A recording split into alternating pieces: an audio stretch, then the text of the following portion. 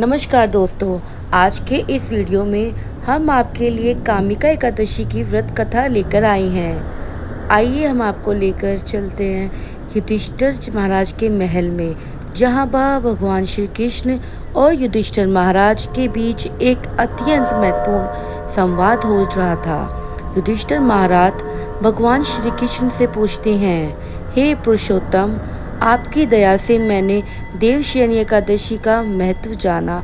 अब कृपा आप मुझे आषाढ़ मास की कृष्ण पक्ष में आने वाली एकादशी के विषय में बताएं। युधिष्ठिर महाराज का प्रश्न सुनकर भगवान श्री कृष्ण मुस्कुराए और उत्तर दिया, हे राजन, एक समय जीवों के कल्याण के लिए नारद मुनि ने प्रश्न अपने पिता ब्रह्मा जी से किया।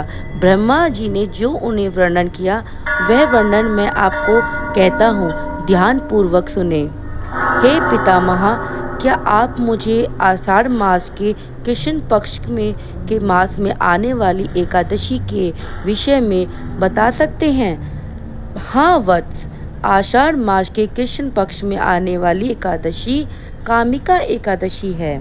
इसकी महिमा इतनी दिव्य है कि इसके श्रवण मास से ही अश्वमेघ यज्ञ का जितना फल प्राप्त होता है। इस दिन जो व्यक्ति तुलसी दल से भगवान श्री कृष्ण की हरि की पूजा करता है, उसे स्वर्ण और चांदी दान करने के समान फल प्राप्त होता है। कामिका एकादशी के दिन तुलसी पूजन का विशेष महत्व है। इस दिन भगवान केशव को नव अंकुरित तुलसी मंजरी अर्पित करनी चाहिए। जो व्यक्ति ऐसा करता है वह अपने पूर्व और वर्तमान के सभी पापों से मुक्त हो जाता है। अब मैं तुम्हें कामिका एकादशी की एक पौराणिक कथा सुनाता हूँ, ध्यान पूर्वक सुनो। एक समय धर्मध्वज राजा की पुत्री के रूप में तुलसी जी अवतरित हुई थी। उस समय भगवान नारायण की तपस्या हेतु वो अनेकों तीर्थ स्थानों में भ्रमण कर रही थी। तब गंगा जी के तट पर उन्होंने भगवान श्री कृष्ण के ध्यान में मग्न गणेश जी को देखा। अत्यंत सुंदर पीताम्बर धारण शुद्ध और ध्यान मग्न गणेश जी को देखकर तुलसी उन पर मोहित हो गई और उनसे विवाह करने की अपनी इच्छा उनके सामने प्रकट करी। तपस्या भंग होने पर भगवान श्री कृष्ण बोले, हे देवी, आप कौन हैं? आपके यहाँ आगमन का क्या कारण है? क्या आप नहीं जानती कि तपस्वियों का ध्यान भंग करना पापजनक होता है?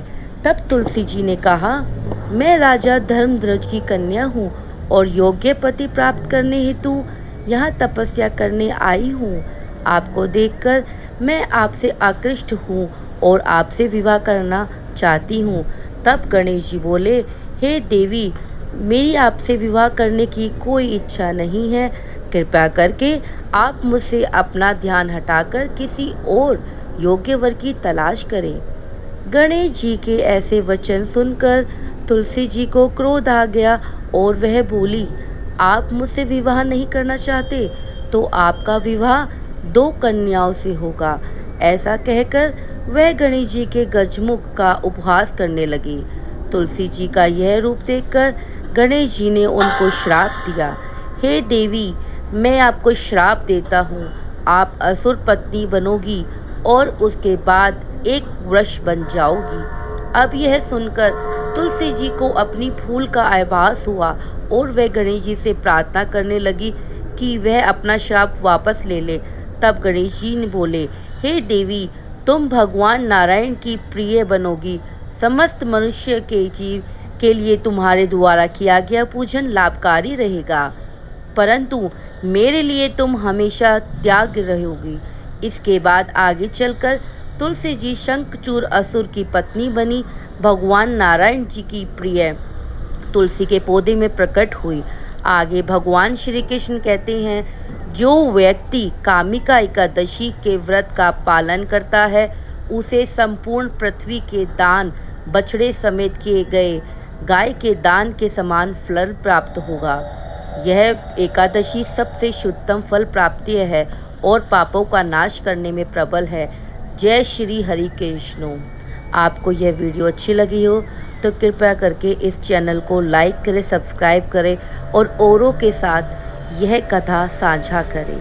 हरि ओम और कमेंट में राधे राधे लिखना ना भूलें।